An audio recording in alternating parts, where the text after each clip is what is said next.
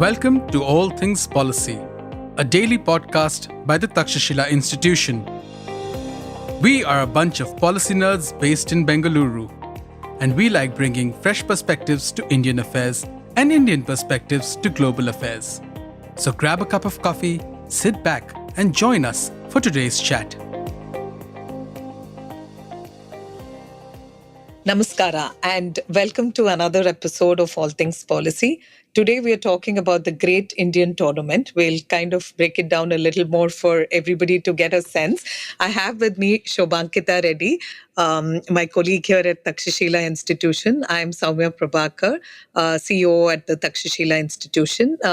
So we do something called Tank Scrub at Takshashila, and this is a forum where we discuss about a spectrum of topics, and Shobhankita happened to present something, and I thought it was interesting to take it to a larger audience. So just to give a primer and think about what we are going to discuss, somewhere if you look at the suburban side of Mumbai, 100 people are sitting around and then some people staring at monitors, another few watching over a third of India's ATMs as security guards. That image from a new book called Breakpoint by Saurabh Mukherjee, Nandita Rajhansa and Sapna Bhavsar, I think is a good starting point for today's conversation. Welcome to the episode, Shobhankita. Thanks so much, Soumya. Okay, so we're going to unpack a lot, but we also want to make a good sense of using two lenses today. One is from the framework which listeners are very familiar with, the society, state, and the market, and how each is implicated in this story that we're going to talk about. The other is an idea from labor economics called tournament theory, which I got introduced to when Shobhankita spoke about it, which in short says that in a lot of modern workplaces, you're not paid for what you produce, but you're paid for where you rank.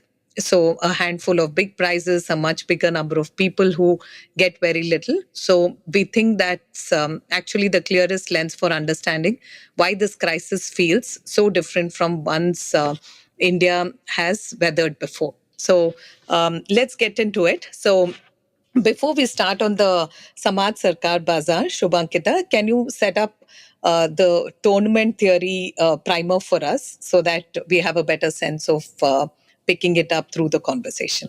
So this is the foundational 1981 paper written by economists Lazier and Rosen, and the paper is titled Rank Order Tournaments as Optimum Labor Contracts.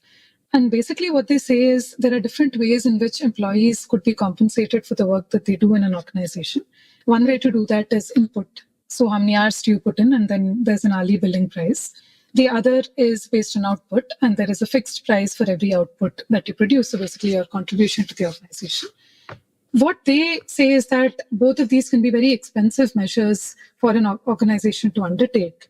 And so in an organization where most employees are risk neutral, it's equivalent to rank people based on where they stand. So somebody's first, somebody's second, somebody's third, and pay them accordingly, vis-a-vis trying to measure their absolute output versus marginal output, because that can be very expensive. So all you need to do is rank people and pay them accordingly. And this is very similar to actually how tournaments work. So just to take an example, and we were discussing this prior.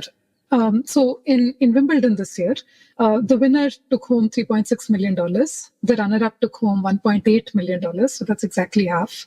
By the time you reach the semi-finalists, it's 900,000. This is pounds, not dollars. 900,000 pounds. And by the time you get to the first round loser, the person who made it to the main draw of the tournament but lost in the first round, that amount is 80,000 pounds. So between the first round loser and the one who won those 7 matches over that span of a week, we have a difference of 45x. So there is this massively unequal pay that people take home. But essentially, in the order here, the winner was first, the runner-up was second, and so that's how you rank, right? So basically, this paper said all you have to do is rank your employees, because measuring outputs could be quite expensive. And in most cases, this works well enough, primarily because based on your skill and your chance, there is a certain luck element here, but there's also a lot of skill that you need to come in to the tournament with. And because you don't know who else you're going to be playing this tournament with, because you don't know your colleagues prior, there is no scope of collusion or there is no scope of cheating. The other thing that they mention is that because these tournaments can have such a staggering pay difference between people, there may need to be some kind of a risk premium put upfront so that people are incentivized to even play this. Otherwise, the gap can be so overwhelmingly brutal that they may not choose to play this at all. Or an alternative tournament or an alternative firm could just reduce that gap between the first and the second, and more people might be incentivized to play that. So there is a certain balance there between how differentiated this should be. But broadly, what they argue is that the pay differential is a good thing. It incentivizes people to firstly be motivated to work hard and to aspire for that top spot. And that's actually how the pay structures work. In most organizations, it is a pyramid in the sense that somebody on the top makes a lot more than somebody else below. And this is a good thing because it incentivizes everybody to work hard. So this is a paper from 1981. People have argued whether or not this makes sense, whether in what conditions this kind of a pay setup makes sense. But really, the question that we want to ask is, are we in a tournament-style economy, or are we at least headed there? I think that's the question for us to discuss. Yeah, so while we were just chatting before this episode got started, Shobhankita, I also feel the entire ruckus of the IIT JEE, right? I have a lot of youngsters around me aspiring to crack these exams. So I still feel the tournament conversation is relevant because there's stiff competition, but there's limited number of slots that one can aspire to get to. So what does it mean when the number of entrants is actually growing in that sense? Like if I look at 20 years back, the number of people, at least in the kind of upbringing I've been in and around, more like a middle class kind of a background, few of us thought about it, but not that we really went all out. But today, every second child you meet is thinking about coaching classes for this because they aspire to see themselves there. So while there is limited opportunity there to get to, and the real prizes, I would say, is where placements get done and people are placed in very good positions, especially with being in places like the IITs. Where do you see yourself where the entrant aspect is growing, but the real prize of getting jobs is shrinking? Yeah, actually, the book Breakpoint, the one that you just mentioned, it touches exactly this, right? What it says is that over the years, we have added more and more graduates into the country. And the data on this is varied, but at least 5 million to 8 million graduates come out of India every year. And we are just not producing white-collar, formal salaried jobs to the same extent. And so every year, the pool of people that are unemployed is increasing, at least in the formal sector. And eventually, yes, they do find different modes of employment, but it might not be relevant to actually the skill sets that they have developed or want to see themselves in, which just means that the competition for the very top spots, which is the IIT JEEs, has just only increased because that seems to assure some kind of a benefit versus other colleges. But this marginal difference is really coming also from the tournament theory, right? So like in the example that we mentioned, the winner of a Wimbledon takes twice than the runner-up at a Wimbledon. So really the marginal difference at the very top and between those on the top and those who are perhaps in the 25th percentile, 50th percentile, 75th percentile, that's a lot more. So here, it's not a winner-take-all market, but it's heavily skewed to the people on top, which basically means that if you're marginally better than the person behind you, then you still accrue a lot more of the benefits of the financial benefits, also reputational benefits, so on and so forth. So really, it's skewed to the top. It's really an environment where mediocrity is punished a lot more than it actually should, or at least not mediocrity, but at least if you're not necessarily in the top 5, 10, 15, 20%.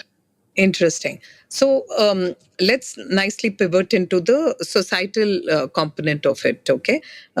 So I also feel a lot of people at this point are considering that, the joint family construct, right? Earlier, what used to happen is there is this safety net of, okay, somebody is transitioning between jobs or is figuring out life in general, used to kind of have this cushioning that comes from being with an extended family, because somehow a lot of costs then become a shared thing, right? And it's also this aspect of, you can take time to get things moving for yourself. But today we have kind of moved away from it. But I also hear people, this is more anecdotal data, where I see that they are considering taking this option because this whole the job market looking a little bleak at this point. Of course, we'll talk about what solutions and what aspirations people should look forward to. But at this point, at least I see a little bit of a curve leaning into that kind of a construct. Anything on that?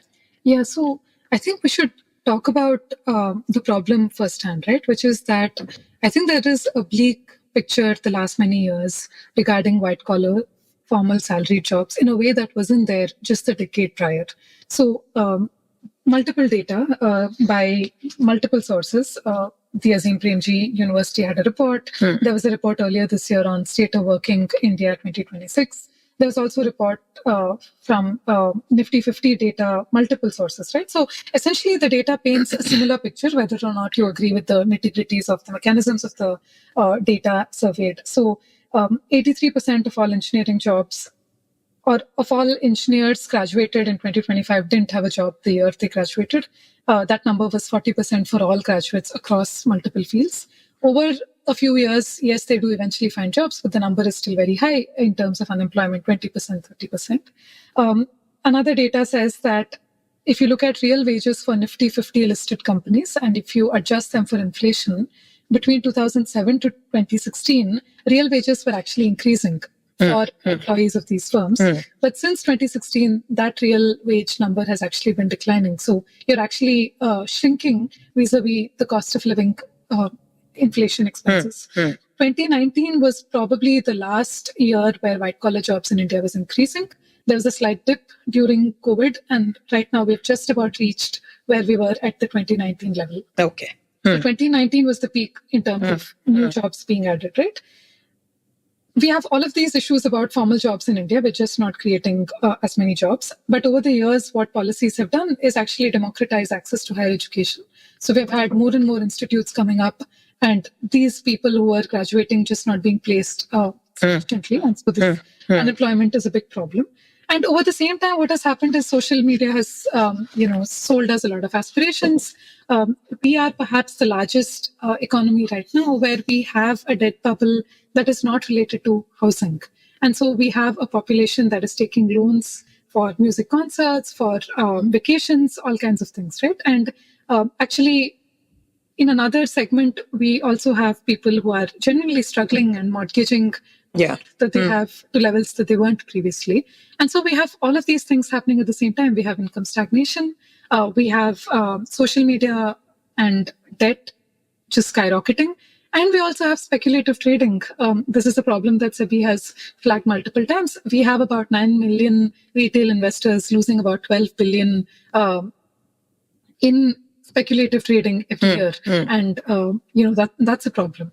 So we have this issue completely. And the book also talks about what really should be considered middle class. And this might surprise people because there have been different ways of classifying incomes, right?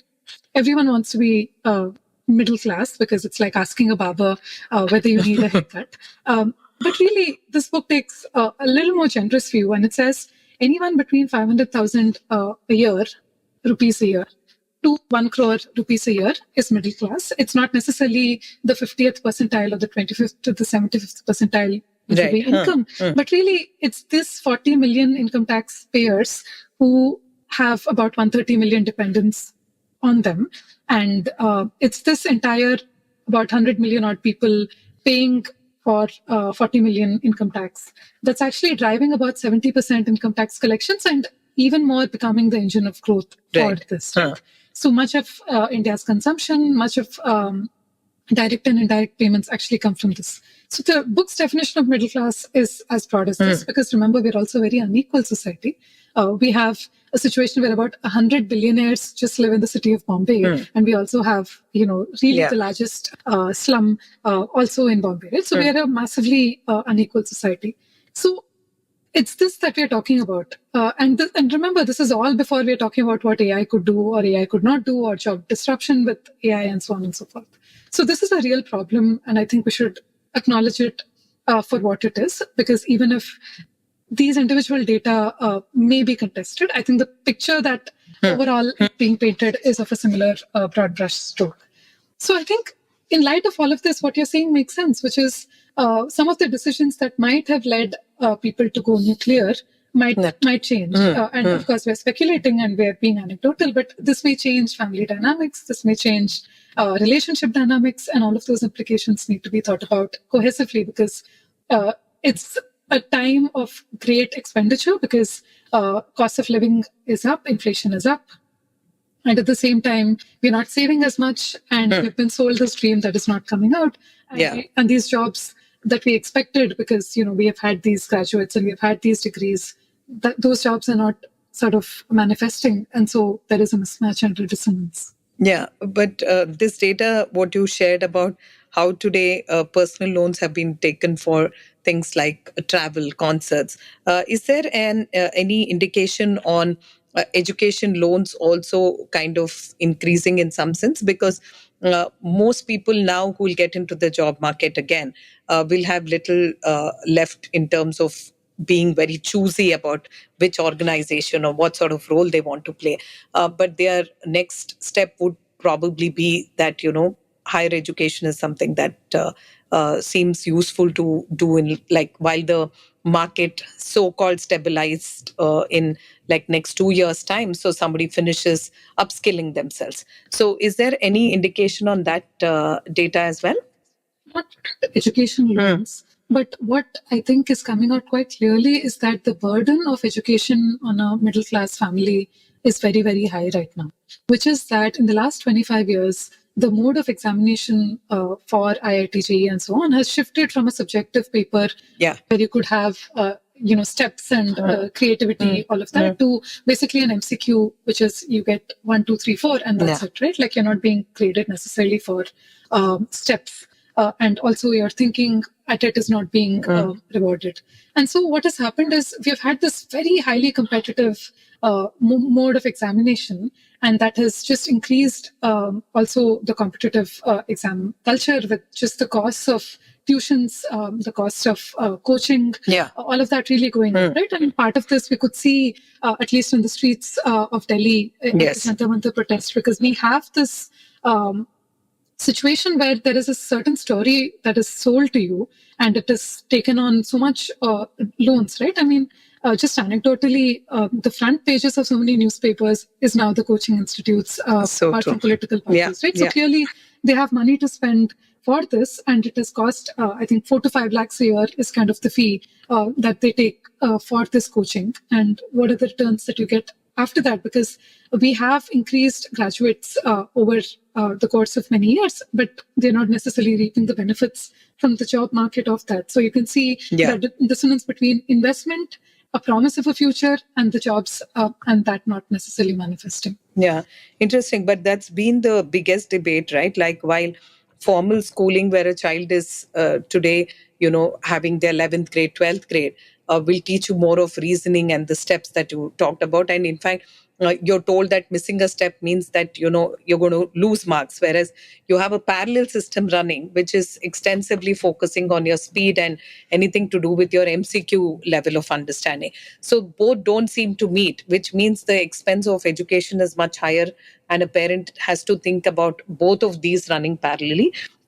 Because I think a coaching institute generally allows for more of, thinking about the competitive spirit and trying to see which peer group is doing better, all of that. Whereas the ecosystem of 11th, 12th grade or plus 2, where you see, is where you kind of have the social aspect coming in with friends and the time spent there itself. So I think the trade-off is huge, but I would love to see a time when both of these meet in one point and not have two different places to go to and have two different expenses to meet as well. So I think that's very interesting, right? Which is we have a examination system and we know how to filter the best candidates, but we don't necessarily have an education system that's working. True. And what that means is we just have, and over the years, because of some of these changes, because of the hyper-competitive culture of coaching, we've actually dropped the quality of learning overall. Yeah. And we've just developed a bunch of people who know how to take exams, but may not necessarily be ready for the learning, the skilling, all of that. Yeah. And what happens if that acha bacha, as it were, right? Like somebody who knows how to work hard, how to get the right job, all of that, if that changes, then what does the future of work look like?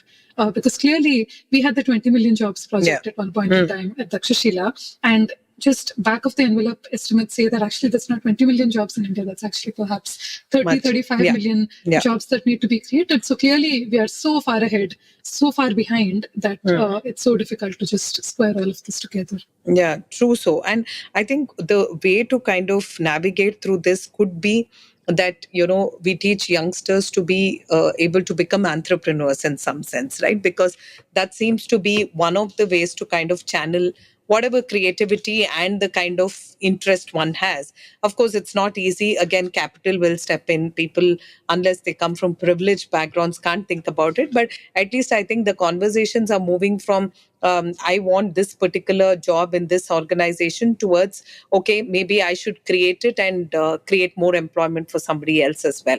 So do you see that entrepreneurial shift happening at all, Shubhankita? I think it needs to. I think...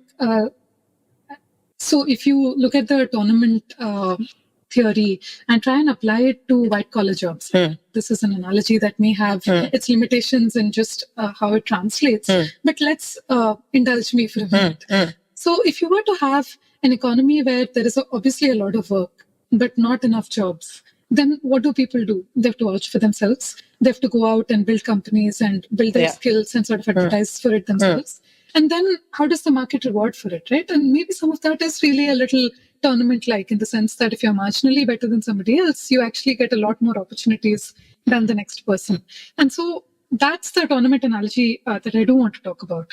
So, for example, firstly, do you want to play this tournament style, right? Because if you want to, again, because we were talking about Wimbledon and so on, if you're outside the top 150 tennis players in the world, you don't necessarily make money. But if you pull out of the tournament system and do something else, which is maybe coaching or sports management, I know because my brother... there's actually more money to be made outside than actually playing the tournament.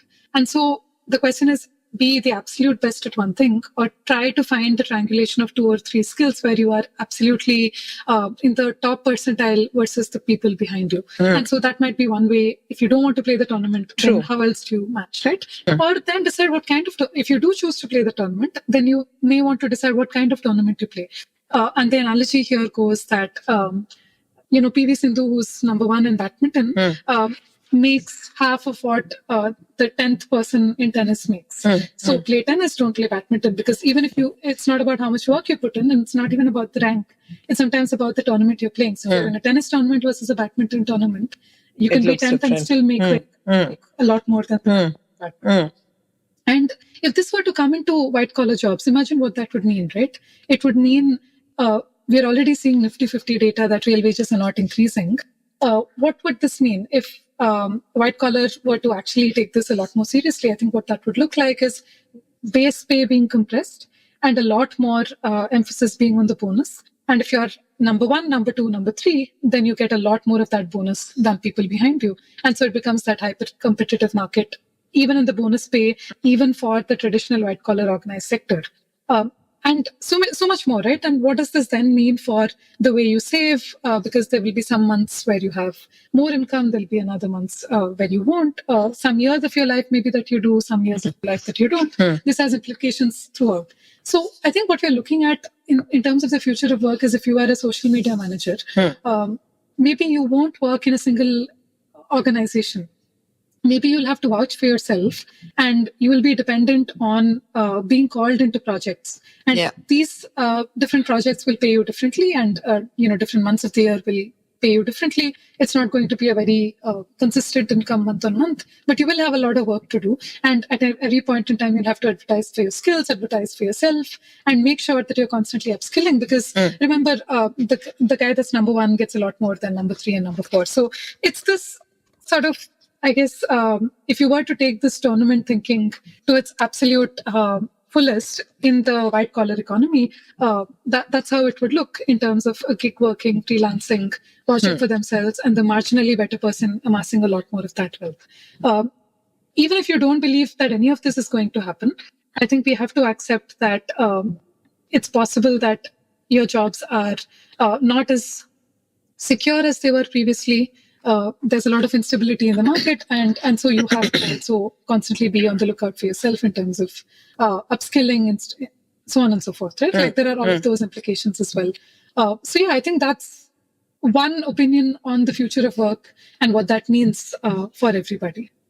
Yeah, interesting. So I also feel a lot of times when we ourselves are looking for talent, right, at Takshashila, be it the semiconductor space or the opportunity that lies in the space sector and all of that, I feel sometimes people are not exposed to such opportunities as well. Like we know that India has to invest more in these areas, innovate more, get more players into the market, and we see that potential, right? And I think that market is still untapped and unclaimed in many ways.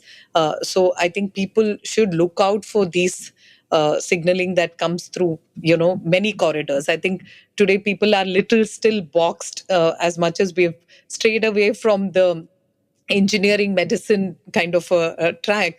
I think still there is reminiscence of it in many ways. So you're only familiar with certain areas, so you kind of look out for those opportunities. But there are a lot more to be unlocked, is what I feel.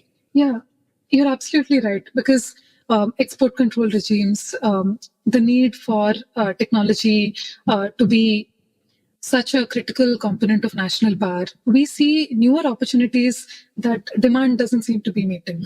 Yeah. So we know, for example, that a lot of companies now want to set up fabs in India, and we need a lot more design talent than we did previously. But again, the supply is just not ready, right? Because maybe we are still thinking about IT sector and so on and so forth. But actually, IT sector jobs have not been growing, but there are other sectors where actually incomes will grow.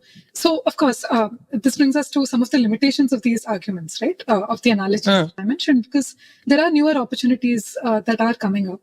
It's just a supply-demand issue there. And I think space is a big one, because space tech in India is booming.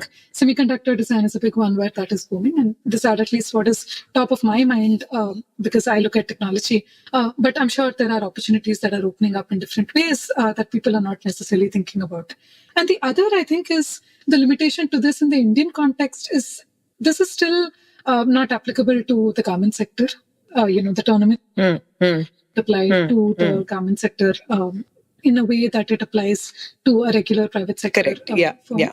But also the fact that because we are still such a caste-based, community-based society to the most part, there are limitations to how clearly the tournament order applies. Because what if you're not from the right community, or what if there are favoritisms applying to certain community, right? So that is a genuine limitation of that analogy, because I think what economists are quite good at doing is, all else being equal, this applies. But actually, there are a lot more factors at play, and all else is not equal, because we have so many forces competing with each other. But I think the broad story, I'm still inclined to believe is true, because if jobs are not being created, then at least you have to be entrepreneurial in your approach, if not necessarily being an entrepreneur and starting up a company. You could do that, but you still need to be entrepreneurial. And at Takshashila, this is one of the values that we have been trying to, I think, talk about more and more, within our own staff, but also outside. Yeah, totally. I think the curiosity and the entrepreneurial attitude is going to take people ahead in some sense. Like you said, when will you start thinking of starting something that's super creative, or even explore options like a consultant, right? You said that not a day job which you stick around with one organization, but engage with 10 different organizations over the year, and you kind of time it in a way that your income is manageable, and then you do some savings. In fact, it might just allow for more leisure time also for people to explore. So I think that mindset is useful to have, and that also churns out ideas, because you're always thinking about what are the new possibilities. You're also going to be meeting different kinds of people, right? Every segment you interact with, be it from if you're a people function person or you're a finance person or you're a tech person, every time you touch an industry, you're going to be able to learn so much more about that organization, about that business, and what it takes to make things happen. So I think it will just broaden the horizon, and I see a lot of hope there. Shubhankita, so any closing remarks that you would like to make? No, I think some of the trends for this have been coming for a while. Just that you get a job and over a 20-year time period, you get promoted to vice president, so on and so forth. That has been a little shaky for a while, because we have heard for a long time that middle management is being hollowed out. And so you have to be a doer or sort of the strategic thinker, right? Like manager. So I think this idea of I'm going to work for external validation is very different from I need to upskill, I need to be up there, I need to vouch for myself, and I need to be entrepreneurial and open to market conditions changing, the external conditions changing, and adapt to that. I think the thinking between an employee versus entrepreneur is very different. And whatever setup of jobs we end up in, I think the entrepreneurial skills will be a lot more valued. And I think that's where at least we should focus on, because we can talk a lot about what India needs to do to come up with more jobs. But meanwhile, I think the rest of us need to sort of make it well. So true. And I'm so glad, in a way, it's very refreshing also to know that, the old school of, study hard, get a degree, then also get a job and retire safe. It's going to rewrite this whole thing, right? There was a template that we all belong to. And today it's getting, individuals are looking at many other possibilities. And I think it allows for a better risk appetite. As a nation, we're going to cultivate a lot of resilience and risk appetite to kind of move through this wave. But both of us see possibilities. I'm hoping that our listeners who are going to tune in also see this as an opportunity to, explore the not so explored aspects of their lives, right? So I see a lot of promise in that, Shubhankita. So thank you so much for being on this episode. I'm sure it got a lot of people thinking, and I'm sure that this hope, what we have, is going to be in our favor. So looking forward to see an India which will thrive with all these possibilities. Thank you to all the listeners. Thank you. Yeah. Thank you. If you liked our show, dive into Takshashila's research on technology, strategy, and economic affairs. Check us out at our Twitter handle @TakshashilaINST or our website takshashila.org.in.